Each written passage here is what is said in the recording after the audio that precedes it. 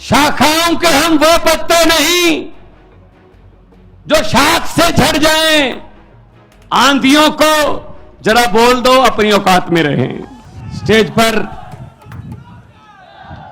देश के एक ऐसे आम घर से निकले हुए कदम जिन्होंने करोड़ों लोगों को एक उम्मीद दी, बदलाव की उम्मीद दी, करप्शन फ्री समाज की नींव रखी। माननीय मुख्यमंत्री दिल्ली और आम आदमी पक्ष के नेशनल कन्वीनर अरविंद केजरीवाल जी, पृथ्वी रेड्डी जी, कर्नाटका की हमारी पूरी टीम जो दिन रात पर्दे के पीछे काम करती है, और आप रीढ़ की हड्डी आम आदमी पक्ष की, आम आदमी पार्टी की, दूर दूर से चलकर यहां पे आए वॉलंटियर वर्कर और आम आदमी पार्टी से प्यार करने वाले और कर्नाटका को नंबर 1 और देश को नंबर 1 देखने वाले, सबको यहां पे खुश आमदीद, वेलकम। जब मैं कर्नाटका आया तो मैंने बात की कुछ लोगों से, तो 10 सेकंड में ही समझ आ गया कि समस्याएं वही हैं जो पंजाब की हैं। किसान की समस्या वही है जो पंजाब की है। हमारे यहां गन्ने की खेती होती है, लेकिन जब से आम आदमी पार्टी की सरकार, अभी साल नहीं हुआ, 16 मार्च को साल होगा, हमने गन्ने के उत्पादकों का 300 करोड़ रुपया जो पिछली सरकारों ने नहीं दिया था, आते ही सबसे पहले वो दिया, और गन्ने का रेट 380 रुपए क्विंटल है। पंजाब में, देश में सबसे ज्यादा रेट पंजाब में मिलता है, और मुझे पता चला यहां पे तो 200, 180, 220 तक मिलता है। और हमारी भी जो गन्ना मिलें हैं वो कई कई साल पैसे नहीं देती थी, यहां भी यही हाल है। तो समस्याएं हमारी वही हैं। मुझे पता चला 2.5 लाख वैकेंसीज हैं गवर्नमेंट जॉब्स में, 2.5 लाख पद खाली हैं, और आम आदमी पार्टी की सरकार बनी 1 साल में 27,790 नौकरियां देकर आपके बीच में खड़ा हूं भाई साहब, सरकारी नौकरियां 1 साल में। और मुझे पता चला कि कॉन्ट्रैक्ट पर जितने भी कर्मचारी हैं वो कच्चे हैं, उन पर तलवार लटकती है, कब निकाल देंगे, कब कह देंगे घर जाओ, आपकी जरूरत नहीं है। और पंजाब सरकार ने 14,000 पहले किए, अभी हमारा बजट का सेशन आ रहा है, उसमें भी मता आ रहा है 14,000 अब करेंगे। 28,000 कॉन्ट्रैक्ट वाले जो मुलाजिम थे कच्चे, उनको पक्के करके आपके बीच में खड़ा हूं भाई साहब। कोई हवा में बातें नहीं करते, हम हवा में बातें नहीं करते। यहां भी वही मुद्दा है, OPS, old pension scheme. Old pension scheme में क्या था, सरकारी कर्मचारी दफ्तर में काम करता था, जॉब करता था, तो उसकी तनख्वाह में से पैसे करते थे जीपीएफ के, ईपीएफ के। जब वो रिटायर हो जाता था तब उसको इकट्ठे पैसे मिल जाते थे, वो अपना घर बना लेता था, अपने बेटे बेटियों का किसी का भी कोई गिफ्ट दे देता था, तो उसकी जिंदगी आराम से निकलती थी। अब क्या कर रहे हैं भाई साहब, अब भाई साहब का फरमान आ गया दिल्ली से, इनके पैसे काट तो लो लेकिन इनको मत दो, शेयर मार्केट में लगा दो, वहां से नीरव मोदी, विजय माल्या, ये अडानी सब ले जाएंगे, और जब तक आप रिटायर होंगे आपको कहा जाएगा बहुत बहुत धन्यवाद, आपने बहुत अच्छी सरकारी नौकरी की, पेंशन तो आपकी नीरव मोदी ले गया और अडानी ले गया। यह न्यू पेंशन स्कीम है उनकी, that's called new pension scheme. तो हम ओपीएस को हमने अपने पहले नोटिफिकेशन जारी किया, अब हमने कैबिनेट में इसको लेके आए हैं, हम केंद्र के साथ लड़ाई लड़ेंगे कि हमारा पैसा वापस दो। 18,000 करोड़ हमारा जो पेंशन का, old pension, new pension scheme का जो इन्होंने रखा है, वो वापस लेने के लिए हम लड़ाई लड़ेंगे, मुलाजमों के साथ लड़ाई लड़ेंगे। तो ये तो इनके कारनामे हैं। हम हवा में बात नहीं करते। अरविंद केजरीवाल जी ने कहा दिल्ली में मैं बिजली फ्री कर दूंगा। अरविंद केजरीवाल जी ने कहा मैं स्कूल अच्छे बना दूंगा। तो मजाक कर रहे थे ये लोग, ऐसे कैसे हो सकता है? जब स्कूल अच्छे बनने शुरू हुए, धीरे धीरे स्कूलों में टीचर्स जो हैं उनको विदेशों में ट्रेनिंग देकर धीरे धीरे बच्चों का रिकॉर्ड, बच्चों का पास प्रतिशत बढ़ता गया। आज दिल्ली के स्कूलों का पास प्रतिशत प्राइवेट स्कूलों से ज्यादा है, 99.7% है जी। मैं तब पंजाब में अभी चुनाव नहीं हुए थे, मैं 2014 से एमपी था, 2019 में भी एमपी था, तो मैं दिल्ली रहता था जब पार्लियामेंट होती थी। सच मानिए, मेरे पास दिल्ली के लोग आते थे, जब कोई पार्लियामेंट में काम करते हैं, जब पार्लियामेंट की कोई गाड़ी चलाता है, जब कोई मिल गया, वैसे उनको पता चल गया भगवंत मान का घर है, तो मेरे पास प्राइवेट स्कूल में एडमिशन के लिए सिफारिश नहीं आती थी। वो कहते थे जी दिल्ली के किसी सरकारी स्कूल में एडमिशन करवा दो, बच्चे की जिंदगी सुधर जाएगी। ये किया अरविंद केजरीवाल जी ने, ये किया मनीष सिसोदिया जी ने। बदले में क्या किया? मनीष सिसोदिया को गिरफ्तार कर लो। स्कूल क्यों बना रहा है? अगर स्कूल बन गए तो देश के नौजवान शिक्षित हो जाएंगे। शिक्षित हो गए तो उनको समझ आ जाएगी कि वोट जो है उसकी कीमत होती है। उनको पता चल जाएगा कि वोट नफरत के नाम पर नहीं, विकास के नाम पर डाला जाता है। इसीलिए वो कहते हैं कि मनीष सिसोदिया को अंदर कर दो। अस्पताल बनाए, मुफ्त इलाज होता है दिल्ली में। चाहे आपने पैरासीटामोल से लेकर बड़े बड़े इलाज 40 लाख तक के ऑपरेशन मुफ्त होते हैं भाई साहब दिल्ली में। इन्होंने कहा क्यों, ऐसा क्यों होता है भाई? लोगों को मरने दो, ऐसा नहीं हो सकता। तो सुरेंद्र जैन को अंदर कर दो जिसने हॉस्पिटल बनाए। ये इनके काम चल रहे हैं। शाखाओं के हम वो पत्ते नहीं जो शाख से झड़ जाएं। आंधियों को जरा बोल दो अपनी औकात में रहें। ऐसे हम पर ईडी सीबीआई ये डालकर आप डरा नहीं सकते हमें, आप डरा नहीं सकते हमें। हम किसी और मिट्टी के बने हुए हैं भाई साहब। और मुझे खुशी, पृथ्वी रेड्डी जी ने मुझे बताया कि देवनागरी में सभी के खातों में 15-15 लाख आ गया है। आया नहीं? आप तो कह रहे थे आ गया सर, हमारे भी नहीं आया जी।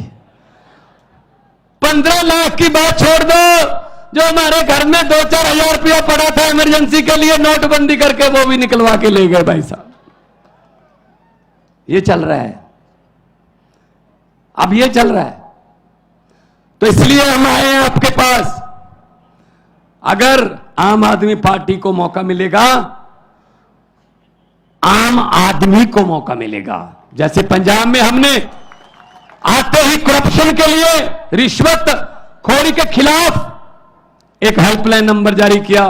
भाई साहब, बड़े बड़े मंत्री जो बड़े बड़े पदों पर थे आज जेल की हवा खा रहे हैं। पंजाब में जाकर देखिए या पूछिए, अखबार पढ़ लीजिए, गूगल पे आप सर्च कर लीजिए। एक मंत्री ऐसा आया है हमारे पास जो कांग्रेस के समय मंत्री था, इंडस्ट्री मिनिस्टर था, उसके घर पे छापा मारा। बाकी चीजें तो चलो मिलेंगी, कोई रजिस्ट्रियां, कुछ कोई बैंक के लॉकर, ये वो। उसके घर से 2 नोट गिनने वाली मशीनें भी मिली हैं भाई साहब। ये नोट गिनने वाली मशीनें आम घर में रखता है कोई? ये सिर्फ लुटेरों के घर में ही हो सकती हैं बस, या बैंक में होती हैं, या रिश्वतखोरों के घर पे होती हैं नोट गिनने वाली मशीन। इसका मतलब उसका परिवार नोट गिन गिन के तंग आ गया। उसके परिवार ने कहा जी हमसे हर रोज नहीं गिने जाते, मशीन मंगवा लो। आज टीवी पर देख रहा था, इतने बड़े बड़े नोट के ढेर कर्नाटका में, विधायक के बेटे के घर से 8 करोड़, मैं है ना? किसका पैसा है वो? किसका पैसा है? टैक्स देते हैं, तुम्हारा पैसा है, जनता का पैसा है वो। हम टैक्स देते हैं। कुछ लोग सोच रहे होंगे भगवंत मान ये क्या कह रहा है, हम कब टैक्स देते हैं? भाई साहब टैक्स देते हो, आपको पता नहीं चलता। सुबह उठते हैं, चाय बनानी है, सिलेंडर का गैस का चूल्हा जलाना है, आपने लाइटर ऑन किया, टैक्स शुरू। गैस पे टैक्स है, चाय पत्ती डाली टैक्स, चीनी डाली टैक्स, दूध डाला टैक्स, उसके बाद फोन किया टैक्स, बेने डोसा खाया टैक्स, मक्खन पे भी है।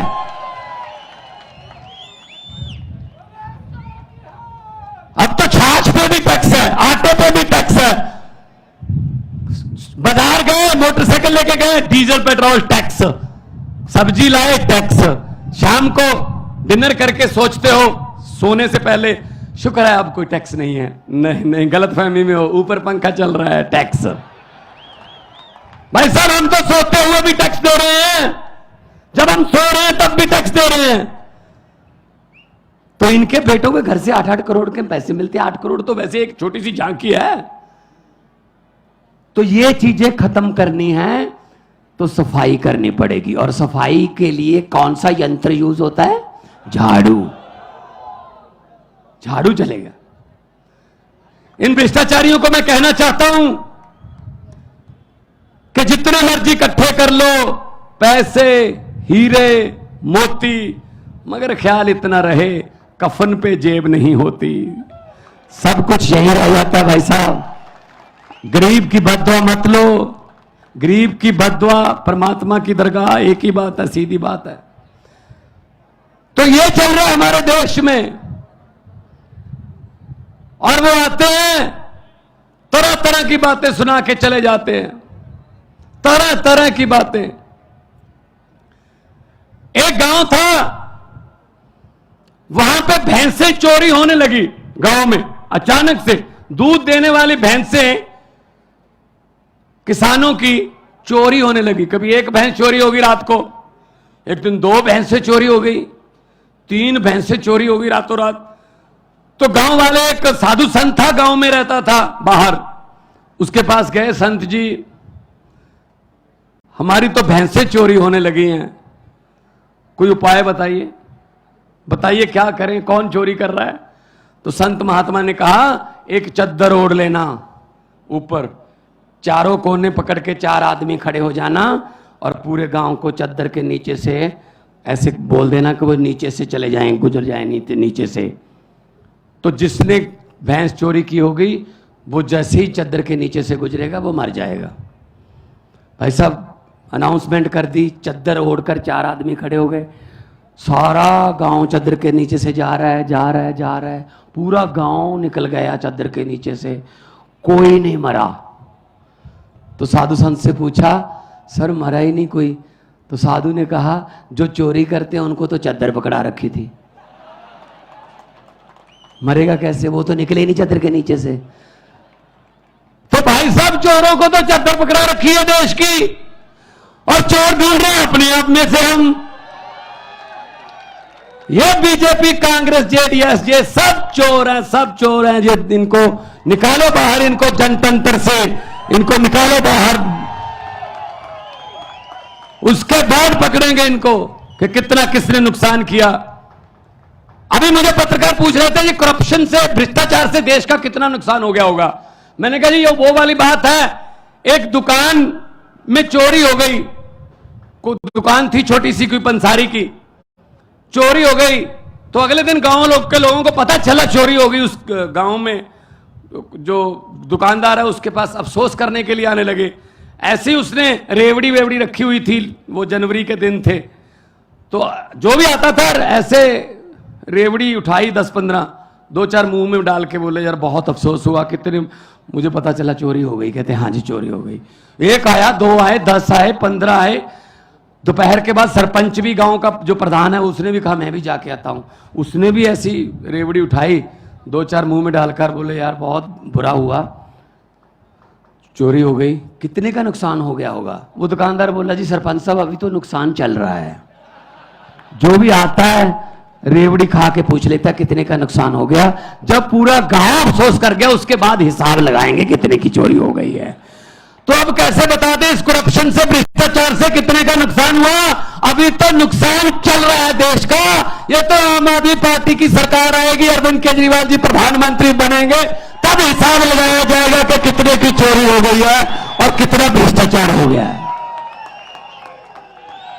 ऐसा हिसाब नहीं लगेगा इसका हिसाब लगाने वाला चाहिए, और चाहिए भी IRS ऑफिसर, इनकम टैक्स के कमिश्नर रहे हैं, इनको सब पता है पैसा कहां से आता है और कहां जाता है। ये निकाल लेते हैं। जो पैसा छुपाना जानता है ना, तो इनकम टैक्स वाले निकलवाना भी जानते हैं कि कहां से निकलता है। तो मैं आपको यही बेनती करूंगा कि आप लोग इकट्ठे हो जाइए। जब लोग इकट्ठे हो जाते हैं, तो जब लोगों की आंधी तूफान बन जाता है, तो बड़े बड़े पेड़ जड़ से उखड़ के जो है उखाड़ के दो फेंक देते हैं, जैसे पंजाब में फेंके हैं। हम आपके साथ हैं। शहीदों की धरती भगत सिंह और सुखदेव, और मैं उधम सिंह करतार सिंह सराबा की धरती से आया हूं। कर्नाटका भी वीरों की धरती है। हम लोगों ने देश के लिए, आजादी के लिए हमारे पुरखों ने अपनी कुर्बानियां दी हैं। इस आजादी को हम ऐसे किसी 2-4 परिवारों को सौंपने वाले नहीं हैं। ये देश किसी के बाप की जागीर नहीं है, ये 130 करोड़ लोगों का देश है। बहुत बहुत धन्यवाद, बहुत बहुत मेहरबानी। भारत माता की बोलो सोनिहाल। बहुत बहुत धन्यवाद। नमस्कार नमस्कार नमस्कार।